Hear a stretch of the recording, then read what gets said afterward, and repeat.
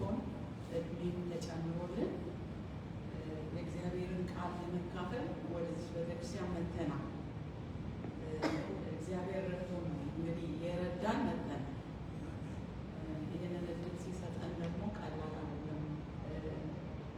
ብዙዎች ወደ ቤተክርስቲያን ለመሄድ የማይችሉ አሉ። በአልጋቸው ላይ ያሉ፣ በኦክሲጅን የሚተነፍሱ፣ ጤናቸው የተዛባ፣ እግራቸው መራመድ የማይችሉ ብዙ ሰዎች አሉ። እግዚአብሔር በሰጠን ሰላምና ጤና የእግዚአብሔርን ቃል ለመካፈል ወደ እግዚአብሔር ቤት መጥተናል። እድለኞች ነን ወገኖች። ቅድም ወደዚህ ስንመጣ እንደ አጋጣሚ ዞር ስል አርሊንግተን ሰንተር የሚለው እጅግ በጣም ሰፊ መቃብር እንደ አጋጣሚ ያለ እና ይህ ሁሉ ሰው ሞቶ ነው አልኩታል። ይህ ሁሉ ሰው ሞቶ ይሄ በቃ ተኝቷል እዚህ ውስጥ አሉት። የወታደሮች መቃብር ነው ማለት እና ሰልፍ ነው የሚመስል ሐውልቱ። ሐውልት አይደለም ብቻ ለምልክት የተቀመጠ እና እነዚህ ሰዎች አንድ ዘመን በሕይወት የኖሩ ናቸው። ስለዚህ አሰብኩኝ፣ ስንቱ እግዚአብሔርን አውቆ በእግዚአብሔር ቤት ሆኖ እግዚአብሔር ያለውን ሰምቶ ስንቱ ሞቷል። ስንቱ ሲነሳ ጥሪ አንድ ቀን አለ፣ መለከት ይነፋል እና ይነሳል። ሰው ከተኛበት ይቀሰቀሳል። ስንቱ ነው ከእግዚአብሔር ጋር የሚገናኝ? በፍርድ ቀን ስንቱ ነው የሚድነው ብዬ አሰብኩኝ በእውነት እና የሚድኑ ጥቂቶች ናቸው ይላል እግዚአብሔር። ከዚህ ያስመልጠን እግዚአብሔር አለ። በእውነት እግዚአብሔር ይርዳል። ወደ እግዚአብሔር ቤት ስንመጣ ብዙ ነገር ልናስብ ይገባል ወገኖቼ።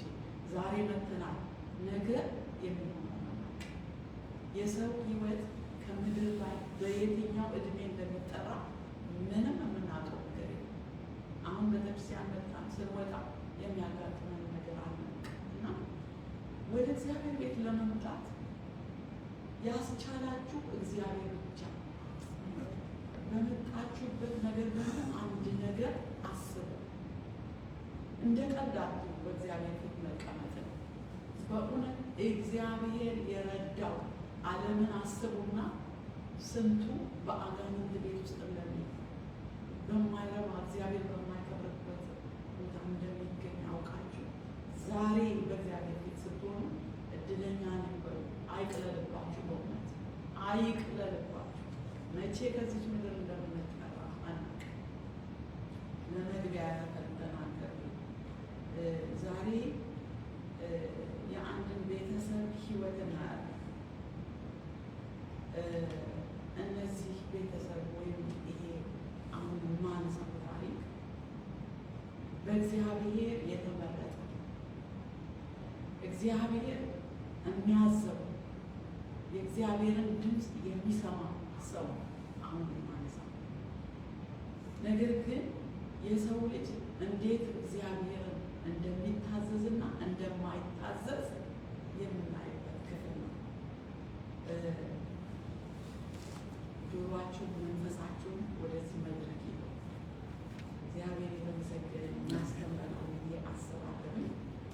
የማነበው ክፍል ዘፍጥረት 12 ላይ ኦሪት ዘፍጥረት 12 ላይ ከዘፍጥረት ነው ዛሬ የጀመረው እና ምዕራፍ 12 ላይ አንድ የታላቅ ሰው ታሪክ እንመለከታለን። በጌታ ስም አንስተዋለሁ። እግዚአብሔርም አብርሃምን አለው ይላል። እግዚአብሔርም አብርሃምን አለው ከአገርህ ከዘመዶችህ ከአባትህ ቤት ተለይተህ እኔ ወደማሳይህ ምድር ውጣ። ታላቅ ሕዝብ አደርግሃለሁ፣ እባርክሃለሁ፣ ስምህንም አከብረዋለሁ፣ ለበረከትም የሚባርኩህን እባርክሃለሁ፣ የሚረግሙህንም እረግማለሁ። የምድር ነገዶች ሁሉ በአንተ ይባረካሉ። አብርሃም እግዚአብሔር እንደነገረው ሄደ፣ ሎጥም ከእርሱ ጋር ሄደ። አብርሃም ከካራን በወጣ ጊዜ የ70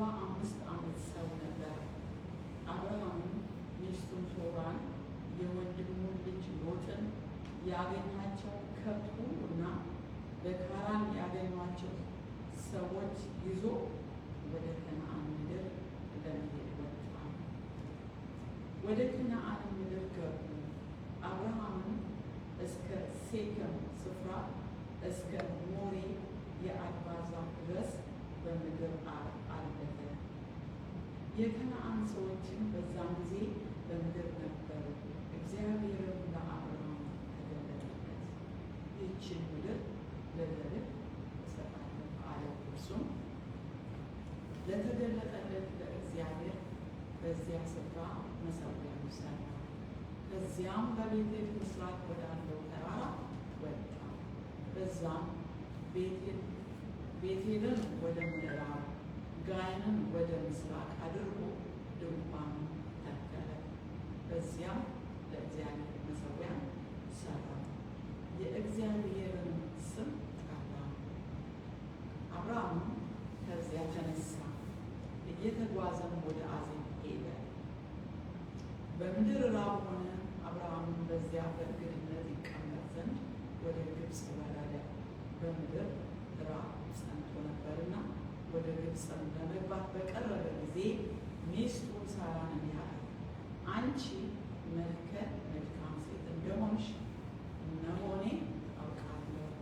የግብፅ ሰዎች ያዩሽ እንደሆነ ሚስቱ ናት ይላሉ፣ እኔንም ይገርሙኛል፣ አንቺንም በሕይወት ይጠሩሻል።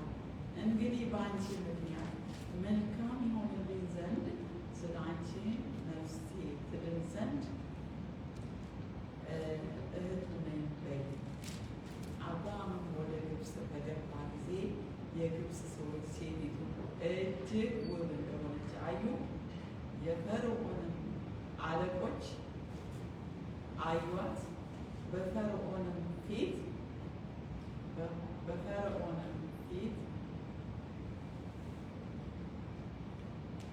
አመሰገኗት። ሴቲቱም ወደ ፈርዖን ቤት ወሰዷት። ለአብርሃም ስለ እርሷ መልካም አደረገለት። ለእርሱ በጎች፣ በሬዎች፣ አህዮች፣ ወንዶችና ሴቶች ባሪያዎች፣ ግመሎች ነበሩት። እግዚአብሔርም በአብርሃም ሚስት በዞራ ምክንያት ፈርዖንን የቤቱን ሰዎች በታላቅ መቅሰፍት መታ። ፈርዖንም አብርሃምን ጠርቶ አለው፣ ይህ ያደረግብኝ ምንድን ነው? እርሷ ሚስትህ እንደሆነች ለምን አልገለጥክልኝም? ለምንስ እህቴ ናት አልክ? እኔ ሚስት ላደርጋት ወስጄ ነበረ። አሁንም ሚስትህ ነዋ፣ ይዘሃት ሂድ። ፈርዖንም ሰዎቹን ስለ እርሱ አዘዘ። እርሱም ሚስቱን ከብቱን ሁሉ ሸኛቸው ይላል። እናመስግን። ስለ ቃሉ እንጸልይ። እግዚአብሔር የዘላለም አምላክ እናመሰግናለን። ይሄ ቃል በአንተና በአብርሃም ቤት የተደረገ እውነተኛ ታሪክ ነው። ጌታ መንፈስ ቅዱስ ያለበት አንተ የተናገርከው ቃል ዛሬ በዚህ ቃል እኛ ምከረን፣ መልሰን፣ ገስጸን፣ እግዚአብሔር ሆይ አስተምረን። አንተ ያልከውን ያዘዝከውን እንድናደርግ እርዳን። ተው ያልከውን እንድንተው እርዳን። ማስተዋልን ስጠን። ልቦናችንን እንደ ሊዲያ ልብ ክፈት። እግዚአብሔር ዝም ብለን ተቀምጠን ወጥተን የሚሄድ ሰዎች አታደርገን። ቃልህ ሰርጾ ይግባ በውስጣችን። መንፈስ ቅዱስ አንተ ግለጥልን ጌታ። ስለ ሁሉም እናመሰግንሃለን። ክብር ለዘላለም ላንተ ይሁን፣ በጌታ በኢየሱስ ስም አሜን።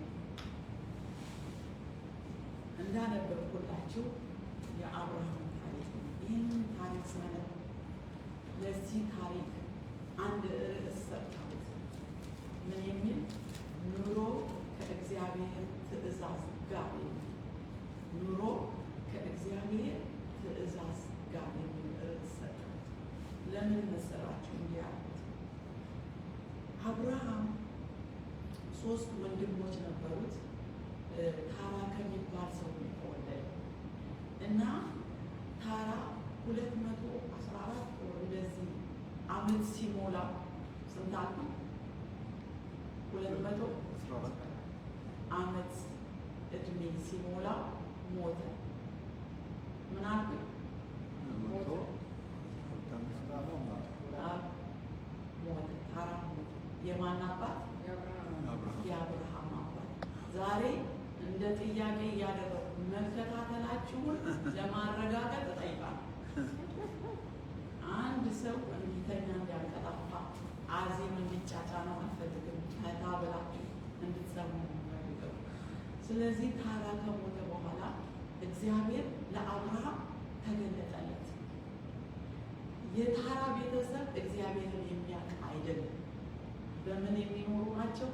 በተለያየ አምልኮ ውስጥ በተለያየ ጣዖትን በማምለክ የተያዙ ሰዎች ስለሆኑ አባቱ ከሞተ በኋላ ምናልባት እግዚአብሔር የተገለጠለት አብርሃም እዛ ሆኖ የእግዚአብሔርን ትእዛዝ ቢቀበልም ካሉት አማልክቶች ጋር እንዳይቀላቅል ውጣ ነው እግዚአብሔር ተገልጦለት። ምናምን ምን ተባለ? አብርሃም ወጣቶች መልሱ። ምን አለ አብርሃም? ምን ተባለ? በእግዚአብሔር ውጣ ተባለ። የተባለው እግዚአብሔርም አብርሃምን ከአገርህ ከዘመዶች ከአባት ቤት ተለይተህ እኔ ወደማሳይህ ምድር ውጣ። ከማን ተለይተህ? ዘመዶች፣ ከዘመዶች ከአባቶች ከሁሉ ከዘር ተለይተህ እኔ ወደማሳይህ ምድር ውጣ። አብርሃም ያደረገውን ተመልከት። እግዚአብሔር 3 ትእዛዝን ሰጥቶታል። ከማን ተለይ? ከዘር ከአገር ከአባት ቤት ተለይተህ እኔ ወደማሳይህ ምድር ሂድ አለ። አብርሃም እንደሱ ነው የሄደው? ቅድም እንዳነበብኩት እንደሱ ነው የሄደው? አይደለም፣ ሌላ ጨምሮ ነው። ማንን አስከተለ? የወንድሙ ልጅ እና ሌሎች። እሱ የእግዚአብሔር ትእዛዝ ነበር? እግዚአብሔር ያለው ብቻህን ተለይተህ ውጣ ሲለው፣ አብርሃም ግን ምን አደረገ? ሎጥን ከእርሱ ጋር እንዲሄድ ቀሰቀሰው። አብርሃምን ከካራን በወጣ ጊዜ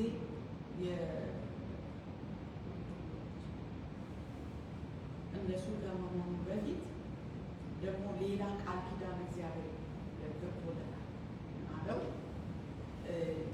ከዘመዶቼ ከዘርህ ከሁሉ ተለይተህ እኔ ወደማሳይህ ምድር ሂድ ካለ በኋላ ስትሄድ ምን አደርግልሃለሁ አለ?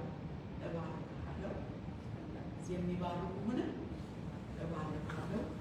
የሚረቡ ድንገት እንኳን የሚረቡ ቢኖሩ ምን አደርጋለሁ? እኔ እረግማቸዋለሁ።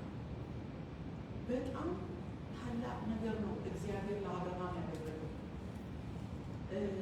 ሰው ቢለን እንኳን ቃል ኪዳን ሰው ይገባልን ምናልባት ወይ አቅም አንሶት ወይ ለገንዘቡ ሳስቶ ወይ ለሚያደርገው ነገር ተጸጽቶ ወደ ኋላ ሊያደርግ ይችላል። የተናገረው ማለት እግዚአብሔር ነው። ምንድን ነው ያለው? እኔ እባርካለሁ። እንደገና ደግሞ የሚረግሙን እንኳን እረግምልሃለሁ ካለ በኋላ የምድር ነገዶች በአንተ ይባረካል። የማን? ምድር የት ጋር ነው? ትንሽ ነች። አንድ ክፍለ ሀገር ነው ያለው። ምድር በሙሉ ዓለምን በሙሉ በአንተ ይባረካል። የአብርሃም አምላክ ይባላል ዛሬ። የአብርሃም አምላክ ይባላል ዛሬ። ይሄ ቃል ኪዳን በምድር ላይ የጸና እና እንደዚህ ብሎ እግዚአብሔር ሸኘው። ይህን ሁሉ ለአብርሃም የተናገረው ለምንድን ነው እያሰበው? ለምንድን ነው አብርሃም ሲናገረው እድሜው ስንት ነው? 75 ነበር። የ75 ዓመት አዛውንት ነው። እግዚአብሔር እንደዚህ ከተናገረ በኋላ አብርሃም ያደረገውን ስህተት ነው አሁን የምናየው። የመጀመሪያው ስህተት እግዚአብሔር ያላዘዘውን ማድረግ። እግዚአብሔርን ሰምቶ ለጉዞ ተነሳ። የት እንደሚሄድ አያውቅም። እግዚአብሔር ተናገረ፣ ውጣ አለው። ለመሄድ ጉዞ ሲነሳ ጂፒኤስ የለም፣ የሚመራበት ነገር የለም። ዘመኑ እንደ ዛሬው ቴክኖሎጂ ያለበት ጊዜ አይደለም። መንገድ ተጠርጎ በዚህ በኩል አቅጣጫው ማኩ ይሄ ነው የሚለው ነገር የለም። ምንድን ነው የተባለው? እኔ አሳይሃለሁ አቅጣጫ ነው ያለው እግዚአብሔር። እኔ ወደማሳይህ ምድር እወስድሃለሁ ያለው እግዚአብሔር። ከዛ እድሜው እንግዲህ 75 ዓመት ነው። ጉዞ ጀመረ። ከዛ ሎጥንና የሎጥን ቤተሰብ አስከትሎ ጉዞ ጀመረ። እግዚአብሔር ያላዘዘው ኮተት ፈጸመ። ማንንም አስከትላለሁ ምናልባት ሚስቱን ብቻ። ሚስቱ በዛ ጊዜ አልወለደችም። አብርሃምና ሶራ የመጀመሪያ ስሟ ልጅ አልወለደም። መሀል ነበረች ያልካ። እሷ ደግሞ አብርሃም 75 የሆነው እሷ ስንት ይሆናታል? 65 ዓመት እድሜ ያላት ሴት ነች። ግን የእኛ ዘመን እድሜና የእነሱ ጊዜ እድሜ ማዕከላዊ እድሜ የሚባለው ስንት ይመስላችኋል? አሁን ለምሳሌ በዚህ ዘመን የሰው ማዕከላዊ እድሜ ስንት ነው? በግምት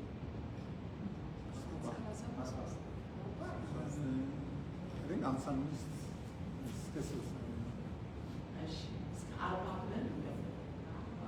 ብለን ማዕከላዊ አሁን አይደለም። በዛን ዘመን አንድ ሰው 200 ዓመት ከኖረ ማዕከላዊ እድሜው ስንት ነው? 200 300 እድሜ ነው የሚኖሩት አይደለ? በዛን ጊዜ የአብርሃም አባት 200 ምናምን ዓመት ሆኖ ነው የሞቱት። ስለዚህ የዛን ጊዜ ማዕከላዊ እድሜ ስንት ይሆናል?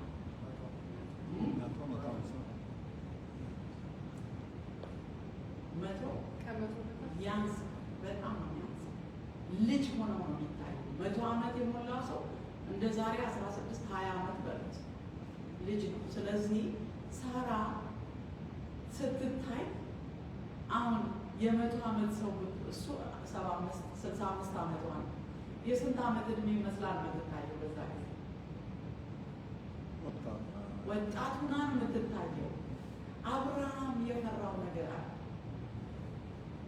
ይዟት ሲነሳ ከነዓን በደረሱ ጊዜ እግዚአብሔር ከነዓን ከመድረሱ በፊት እንግዲህ ተሳስቷል። የሆነ ኮተት ሰብስቦ ወጥቷል። እግዚአብሔር ከነዓን ሲደርሱ አልተቆጣም። እግዚአብሔር የምህረት አምላክ ነው። ለምን ይህንን አደረገ አላለው። የነ ሎጥን ቤተሰብ ይዞ ወጥቷል። ብዙ ነገር ይዞ ወጥቷል እና ሁለት ጊዜ መሠዊያ ሲሰራ እናያለን። አብርሃምም ሚስቱን ሳራን የወንድሙ ልጅ ሎጥን ያገኙትን ከብቶች ሁሉና በካራን ያገኟቸው ሰዎች ይዞ ወደ ከነዓን ምድር ለመሄድ ወጣ። ወደ ከነዓን ምድር ገቡ። አብርሃምም እስከ ሴኬም ስፍራ እስከ ሞሬ የአድባር ዛፍ ድረስ በምድር አለፈ ይላል። ይሄ አቋርጠውት የሚሄዱት ምድር ነው። የከነዓን ሰዎችም በዚያን ጊዜ በምድር ነበሩ ይላል። የሆኑ ሰዎች አሉ በከነዓን ውስጥ። እግዚአብሔርም ለአብርሃም ተገለጠለት። የት ጋር? ከነዓን ጋር። ልክ ከነዓን ሲደርሱ ምድሩን እያቋረጡ ሲሄዱ እግዚአብሔር ለአብርሃም ተገለጠለት። ምን አለው? ይህች ምድር ለዘርህ እሰጣለሁ። እርሱም ለተገለጠለት ለእግዚአብሔር በዚያ ስፍራ መሠዊያ ሰራ። ለመጀመሪያ ጊዜ እግዚአብሔርን ለማምለክ መሠዊያ ሰራ አብርሃም። ለመጀመሪያ ጊዜ መሠዊያ ምንድን ነው ብለናል ከዚህ በፊት? የእግዚአብሔር ስም የሚጠራበት እና መሠዊያ ሰራ ይላል። እግዚአብሔርን ስም ጠራ፣ እግዚአብሔርን አከበረው። ከዛ ደግሞ ተነስተው ሲጓዙ እናያለን። በዚያም ቤቴልን ወደ ምዕራብ ጋይንን ወደ ምስራቅ አድርጎ ድንኳኑን ተከለ። በዚያ በእግዚአብሔር መሠዊያ ሰራ ይላል። አሁንም ሁለተኛ ጊዜ መሠዊያ ሲሰራ እናያለን። የእግዚአብሔርንም ስም ጠራ። አብርሃም ከዚያ ተነሳ፣ እየተጓዘ ወደ አዜብ ሄደ ይላል። አዜብ የሚባል ሰፈር ይሁን ክፍለ ሀገር ይሁን እኔ አላውቅም፣ ብቻ እዛ ጋር ይደርሳል። አብርሃም እየተጓዙ ያሉ እዛ ይደርሳሉ። እዛ ሲደርሱ አንድ ወሬ ይሰማል በምድሩ ላይ አንድ የሚያስተጋባ ወሬ። ቁጥር 10 ላይ በምድርም ረሃብ ሆነ፣ አብርሃምም በዚያ በእንግድነት ይቀመጥ ዘንድ ወደ ግብፅ ወረደ፣ በምድሩ ረሃብ ጸንቶ ነበረ ይላል። ሁለተኛ ስህተት ላሳያችሁ። አብርሃም እግዚአብሔርን ሰርቶ የወጣ ሰው፣ እግዚአብሔርን ሰርቶ ሲነሳ ያልታዘዙ ሰዎችን ሰብስቦ የወጣ እግዚአብሔር በዚህ አልቀጣው። ራርቶበታል ይመስለኛል። ዝም ብሎ ተጓዘ፣ መሰዊያ 2 ቦታ ሰራ። አሁን ደግሞ አዜብ የሚባል ስፍራ ላይ ሲደርሱ አካባቢው የሆነ ወሬ ይሰማል። የሚበላ ነገር የለም፣ የሚጠጣ ነገር የለም። ምን ሆነ? ረሃብ ሆነ፣ ትልቅ ረሃብ ሆነ። ከዛ በኋላ ወዴት ሊሄድ ተነሳ ይላል? ወደ ግብፅ። እግዚአብሔር ተናገረው ይላል? አልተናገረው። በራሱ ተነሳሳ ወደ ግብፅ ለመሄድ። እግዚአብሔር ወደ ግብፅ ሂድ አላለው። ወገኖች እግዚአብሔር ሰምተን ስንንቀሳቀስ፣ እግዚአብሔርን አምነን ስንሆን፣ የራሳችንን ሂሳብ ስንጨምር በሕይወታችን እግዚአብሔር ተው ሲለን ሳንለው፣ ይሄን አድርጉ ሲለን ሳናደርግ በደመ ነፍስ የምንንቀሳቀስ ከሆነ የሚመጣብን ነገሮች አሉ። አይምሰላችሁ፣ እግዚአብሔር ምሕረት እያደረገልን ነው እንጂ እድሜያችን ራሱ እዚህ አይደርስልኛ። በተሳሳት ነው ልክ እግዚአብሔር ይቀጣል። ስለዚህ እግዚአብሔርን ሰምቶ የወጣ ሰው ወዴት በመሄድ ፈለገ? ወደ ግብፅ። ወደ ግብፅ ሊሄድ ሲነሳ የደረሰበትን ተመልከቱ። 3ኛ ስህተት እናያለን። በምድርም ረሃብ ሆነ፣ አብርሃምም በዚያ በእንግድነት ይቀመጥ ዘንድ ወደ ግብፅ ወረደ፣ በምድር ረሃብ ጸንቶ ነበር። ወደ ግብፅ ለመግባት በቀረበ ጊዜ ሚስቱን ሳራን እንዲህ አላት፣ አንቺ መልከ መልካም ሴት እንደሆንሽ እነሆ እኔ አውቃለሁ። ሚስቱ ቆንጆ ነች፣ በጣም እጅግ በጣም ቆንጆ፣ እግዚአብሔር የሰጠው ሚስቱ ነች። ይመሰክርላታል። አብሮ ኖሮ አብሮ ተቀምጠው ይመሰክርላታል። ምን ብሎ? እነሆ አንቺ ቆንጆ ነሽ፣ መልከ መልካም ነሽ። አይገርምም? ለውድቀት ራሱን ሲያዘጋጅ እና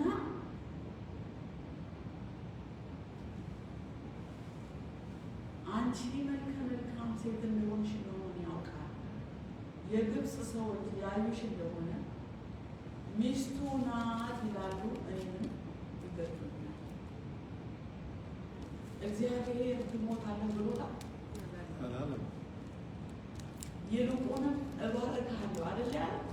እንዲያውም እንኳን አይደለም መገደል በሰው ከአንደበቱ አብርሃምን ለመርገም ሰው ቢነሳ አንተን የሚረግምህን እረግመዋለሁ ያለው እግዚአብሔር አይደለም። ምን ያህል ያለ ማስተዋል ተመልከቱ። አብርሃም በጣም የተወደደ ሰው ሆኖ በእግዚአብሔር ፊት የእምነት አባት የተባለ በመጨረሻ ግን እዚህ ጋር ትልቅ ውድቀት ሲወድቅ ትልቅ አወዳደቅ የገዛ ሚስቱ ምን እንደሚላት ያባብላታል።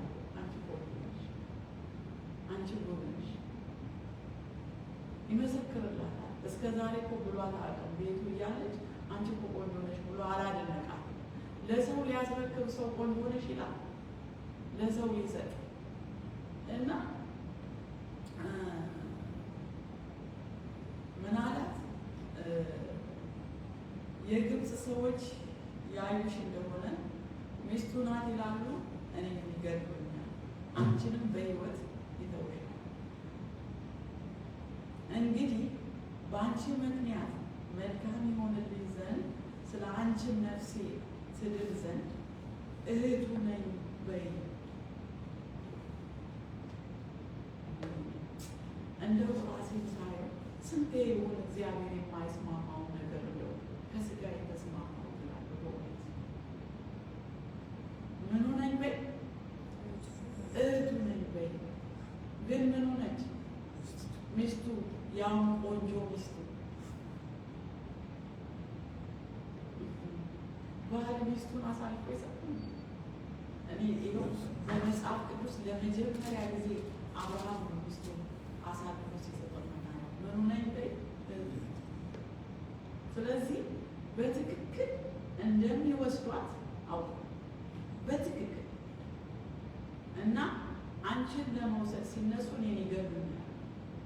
ለምንድን ነው እንደዚህ አይነት አጣብቂኝ ውስጥ የገባው? ረሃብ ስላለ ላለመሞት። እግዚአብሔር ግን ይህን ተናግሮ ሲነሳ መነሻውን ነበረ ማሰብ የነበረበት። አንደኛ ደግሞ ወደ ግብፅ ሄደ አተማ የእግዚአብሔር ቃል በዚህ አልወጣም። ስለዚህ በሚሄድበት ፈራ፣ ረሃብንም ፈራ፣ ሞትንም ፈራ። ከዚህ ሁሉ ሚስቱን ሰጥቶ ጠግቦ ማደር ተሻለ። ምርጫውን እሱ ሚስቱን ሰጥቶ እሱ በልቶ ማደር በሕይወት ነው። ይህ ትክክለኛ ምርጫ ነው።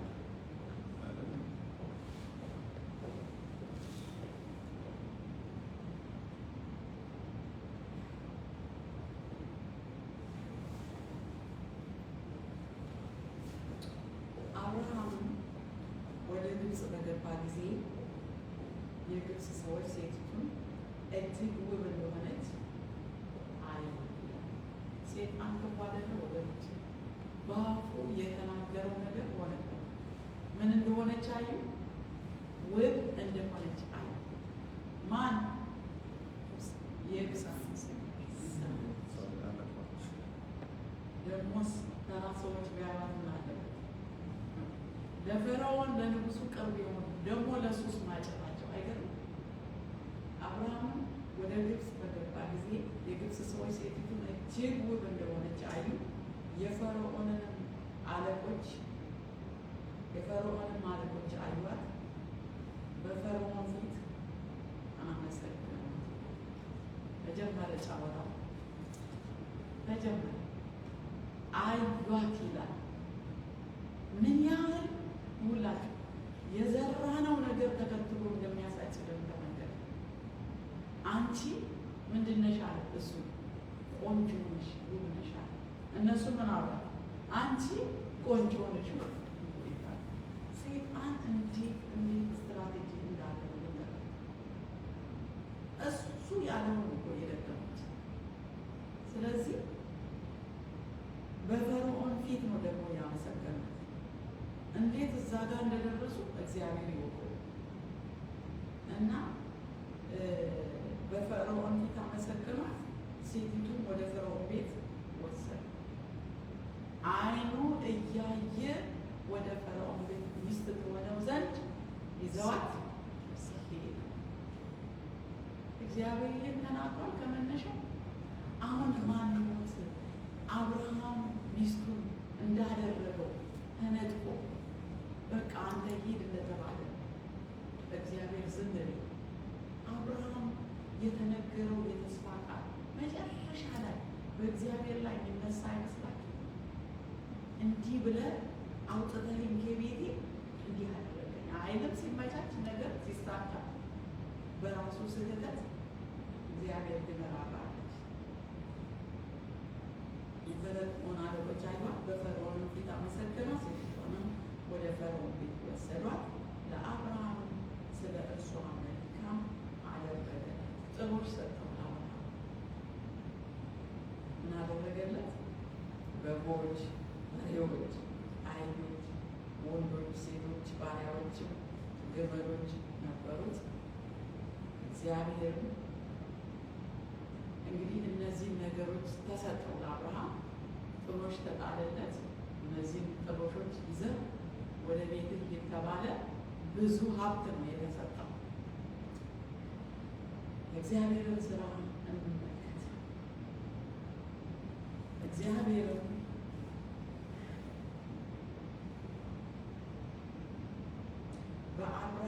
መንግስት በሶርያ ምክንያት ፈርዖንና የቤቱን ሰዎች በታላቅ መቅሰፍት በታላቅ መቅሰፍት ተመቱ። እኔ እግዚአብሔርን ጠየቁ የሚያለው ፈርዖን ምን አደረገ?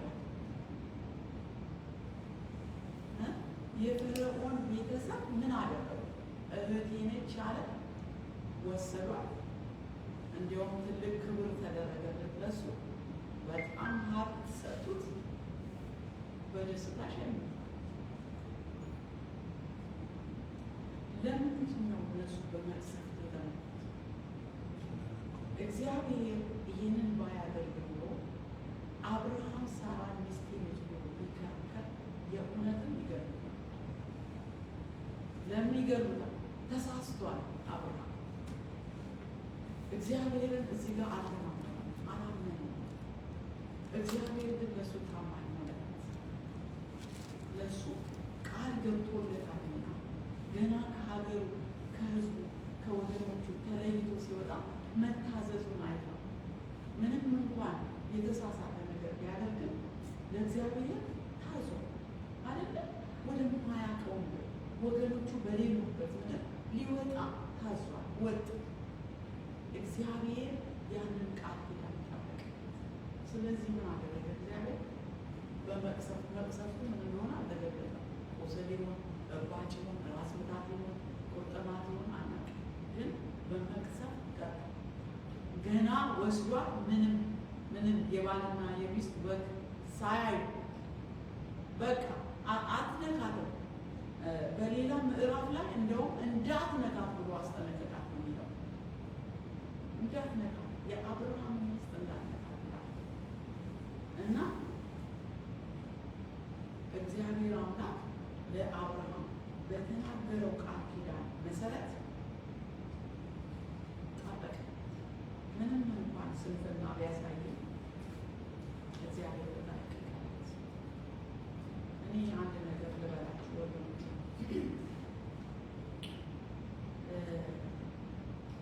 በህይወት ዘመናችን ብዙ የምንሳሳት ስህተቶች አሉ። በእግዚአብሔር ቤት ውስጥ ያለ ነው የምናገረው። ደጅ ያሉት አንደኛ እነሱ አላወቁም። በእግዚአብሔር ቤት ውስጥ እያለን እግዚአብሔር ብዙ ስህተቶችን እንሰራ ብዙ ያጠፋናቸው ጥፋቶች አሉ። እስከ ዛሬ እያጠፋን እግዚአብሔር መሀሪ ነው ብለን ግን ከገባንበት ነገር ተጸጽተን መውጣት አለ። እግዚአብሔርን ምህረት መጠየቅ አለ። እንደዛ ባይሆን ኖሮ ዛሬ በእግዚአብሔር ቤት ውስጥ አንገኝም ነበር። ስንቴ በድለናል። እግዚአብሔር ስንቴ ትእዛዙን ጥሰናል። አንድ ቀን ይቆማል። በእግዚአብሔርና በእኛ መካከል ያለ ነገር ይቆማል። መቼ? ወይ እኛ እንሞታለን ወይ ጌታ ይቆማል። እግዚአብሔር ምህረቱ ትልቅ ስለሆነ እየቀለድን መኖር አንችልም። ውሳኔ ማድረግ አለብን እና የአብርሃምን ስህተት ምህረት ሲያደርግለት እናያለን። ሄዶ የአብርሃም ነገር በጣም የእምነት ሰው ሆኖ እግዚአብሔርን አስደስቶታል። እንደ አብርሃም ያለ በምድር ላይ ታማኝ የለም እስከሚል ድረስ የእምነት ሰው እስኪባል ድረስ እግዚአብሔር ለአብርሃም በአብርሃም ላይ ታላቅነትን አይቶ ምሳሌ አድርጎታል። እሱ ጋር እንዳደርስ ታሪኩ ረጅም መጨረሻው የአብርሃም ምንድን ነው ብትሉ የእምነት አባት የእምነት ሰው ሆኖ መሞቱን አያለን እና በመጨረሻ ምን ሆነ? ፈርዖንም አብርሃምን ጠርቶ አለ፣ ይህ ያደረግብኝ ምንድን ነው?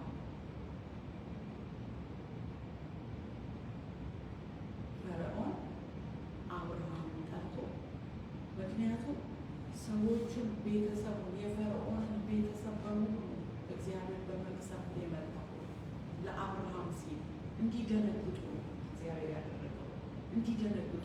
ምንድን ነው የተሰራው ምንድን ነው የሚል የሚያስብል። ምክንያቱም ፈርዖን ላይ ብቻ አይደለም የተደረገው መሳት በፈርዖን ቤተሰብ ላይ ነው ይላል። ስለዚህ ድንጋጤ ነው። አሁን እኛ በእኛ ቤት ውስጥ አሁን 3 ሆነን አለ ምድር ቤት ሌሎች ወንድሞቻችን አብረው የሚኖሩ አሉ። አንድ ጊዜ የሆነ ነገር ወይም የሚያስተኛ ወይ የሆነ ነገር የሚያደርግ ቢመጣ ሰው ሁሉ አይደነግጥም? ምን በልተው ነው መርዝ በልተው የሆነ ነገር ሆነው አይልም ሰው።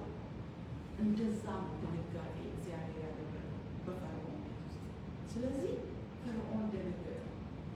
ደግሞ በህልም ተናግሮታል እግዚአብሔር ለፈርዖን እና አብርሃምን ጠራው ይላል። አብርሃምን ጠርቶ ይህ ያደረግብኝ ምንድን ነው? እርሷ ሚስትህ እንደሆነች ለምን አልነገርከኝም? አልገለጥክልኝም? ለምንስ እህትህ ናት አልክ? እኔ ሚስት ላደርጋት ወስጃት ነበር። አሁን ሚስትህ እናት ይዘህ ሂድ። ፈርዖንም ሰዎቹን አለ እርሱ አዘዘ። እርሱንም ሚስቱንም ከብቱን ሁሉ ሸኟቸው ይላል። የተሰጣቸውን ነገር ሁሉ ይዘው ሄዱ። በበረከት ሄዱ፣ በግርግር እግዚአብሔር ቸር አይደለ? በግርግር በረከትን አግኝቶ ሄደ። እግዚአብሔር ይህን አደረገ። ነገር ግን የፈርዖን ቤተሰቦች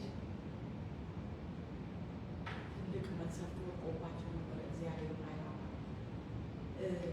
እኔ ከኢየሱስ ክርስቶስ ጋር አገናኛለሁ። ይሄን አብርሃም ከዘሩ ከቤተሰቡ ተለይቶ እንደሄደ ሁሉ ለምንድን ነው የሄደ? ለአሕዛብ አባት ይሆን ዘንድ። ለአሕዛብ የአብርሃም አባት ተብሎ ዛሬ እስከሚጠራ ድረስ ለአሕዛብ መሪ አባት እንደሆነ ኢየሱስ ክርስቶስ ደግሞ ለዓለም ሁሉ አባት ሊሆን ደህንነት ሊሆን ወደ ምድር መጣ። ወደ ምድር ሲመጣ ኢየሱስ ክርስቶስ ሲወለድ ወዴት ነው የሸሸው?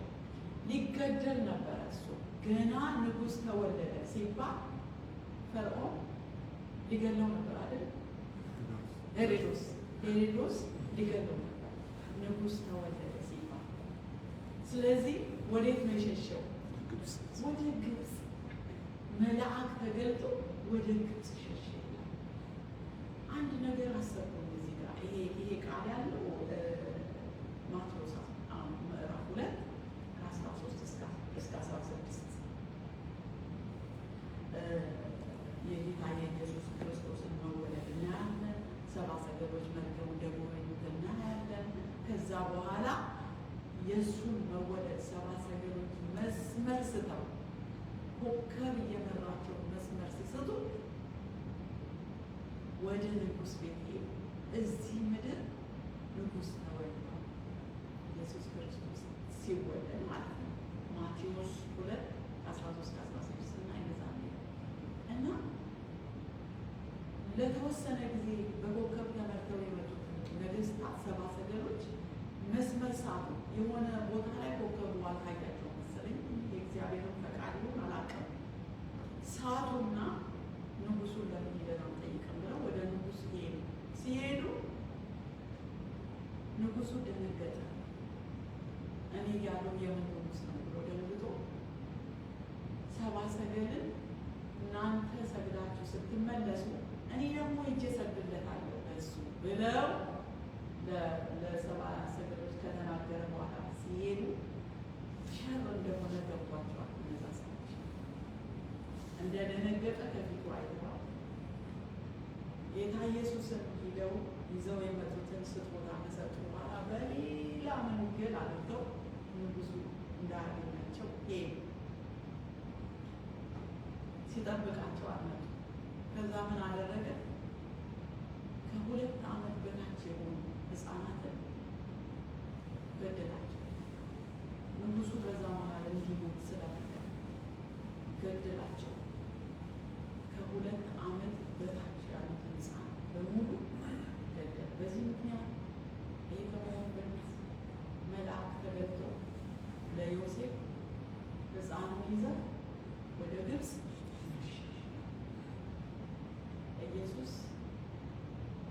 ለሰው ሁሉ ለምድር ሁሉ ሊሞት ወደ ምድር መጣ።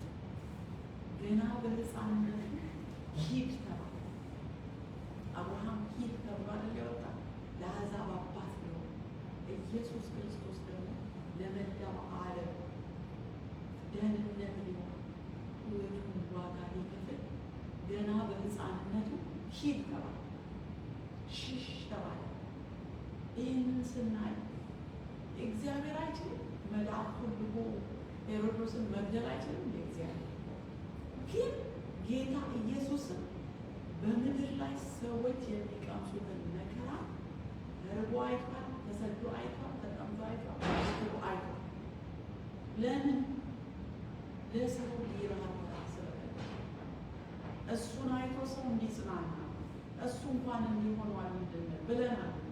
እሱም ተሰድቧል፣ ተከፍቶበታል፣ ተሰጥቷል፣ ተገርፏል እንላለን አይደለም? እንኳን እኛ እንላለን። እንዲህ ሆኖ ባያሳየን ክርስቶስን እንዴት አድርገን እናምናለን? ስለዚህ ሽሽትን ኢየሱስ ክርስቶስ በጠዋቱ ቀመሰ። ምድርና ሰማይን የፈጠረ ጌታ ገና ሲወለድ ወደ ግብፅ ሽሽ ተባለ፣ ሄደ። እሱ ንጉሱ ሄሮድስ በሞተ ጊዜ አሁን መልአክ ተገልጦ ናና አሳዳጅህ ሞቷል፣ ስለሞተ ተመለስ ወደ ኢየሩሳሌም ተብሎ ለዮሴፍ በመልአክ ተነገረው። ኢየሱስ ክርስቶስን ይዘው ተመለሱ። ያው ዋጋ ከፈለልን ታሪኩን ታውቃላችሁ። እና እኛ ደግሞ ለመጠቅለል እኛ ዛሬ የት ሀገር ተጓዦች ነን? የመንግስተ ሰማያት ተጓዦች ነን አይደል?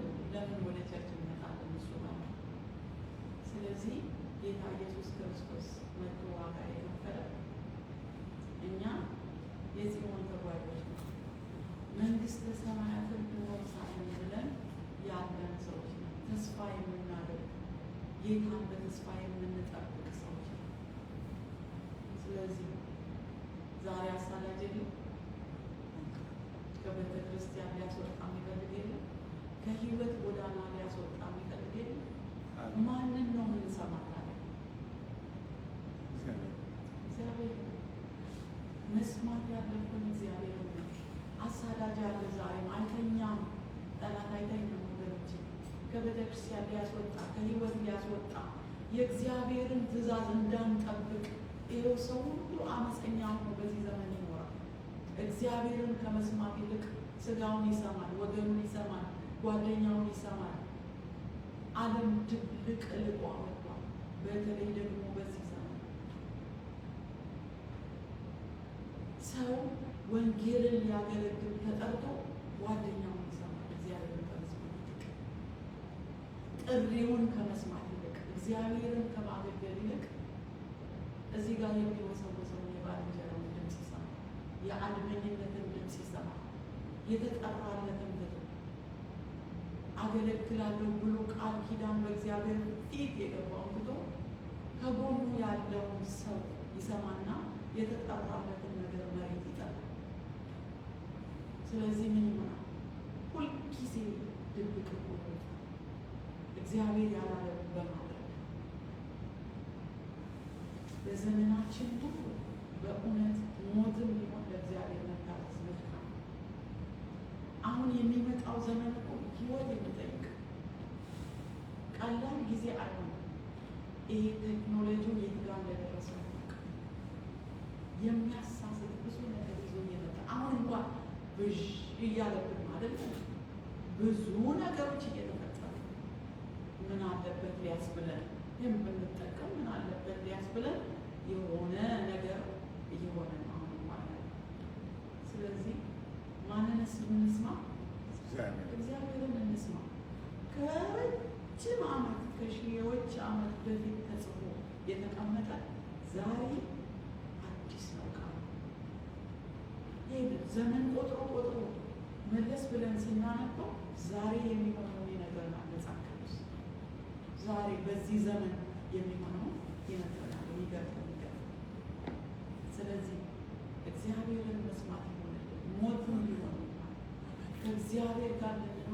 እግዚአብሔር ይርዳ። አሜን። በእውነት እግዚአብሔር ይርዳ። አሜን። እግዚአብሔርን መስማት ይሆንልን። አብርሃም እግዚአብሔር ያለውን ትቶ የራሱን መንገድ ሲጀምር ሚስቱን አስወሰደ። ወገኖች አስወሰደ፣ አስነጠቀ ሚስቱን። እግዚአብሔር ባይዋጋለን እኛ እግዚአብሔርን አንሰማም ብንል ምን እንደሚወሰድብን አናውቅም። ስንቶቹ ናቸው በተሳሳተ መንገድ የት ይደርሳሉ የተባሉ አገልጋዮች እግዚአብሔርን ሳይሰሙ ስጋቸውን እየሰሙ መሬት ላይ የወደቁ ጠላት የተቀበላቸው ስንት አሉ? አናውቅም። ስንት አሉ? ያን የመሰለ ጸጋ የሚያስብል ያላቸው ስጋቸውን፣ ባልንጀሮቻቸውን፣ ለጊዜውም ነገር ገንዘብ፣ ይሄ ጥቅማ ጥቅም ከህይወት ጎዳና ያወጣል። ወገኖች እግዚአብሔር ተው ያለንን ነገር ለመተው ጸጋ ይብዛላችሁ። አሜን። ለእኔም ጸጋ ይብዛልኝ። አሜን። አስተውዬ እንዲሄድ ስንት ዓመት በምድር ላይ እንደቀረኝ አላውቅም። እናንተም እንደዚሁ ስንት ቀን፣ ስንት ዓመት፣ ስንት ወር እንደቀራችሁ አላውቅም። እግዚአብሔርን አገለግላለሁ ብላችሁ በገባችሁ ቃል ከእግዚአብሔር ጋር እኖራለሁ ብላችሁ ባሰባችሁ መንገድ እግዚአብሔር ያኑራችሁ። አሜን። ያኑራችሁ። አሜን። እግዚአብሔር የተመሰገነ ይሁን። አሜን። በዚህ ያበቃለሁ። እንጸልያለን። የዘላለም አምላክ እግዚአብሔር እናመሰግንሃለን። አንተ መልካም አምላክ ነህ። በአብርሃም ዘመን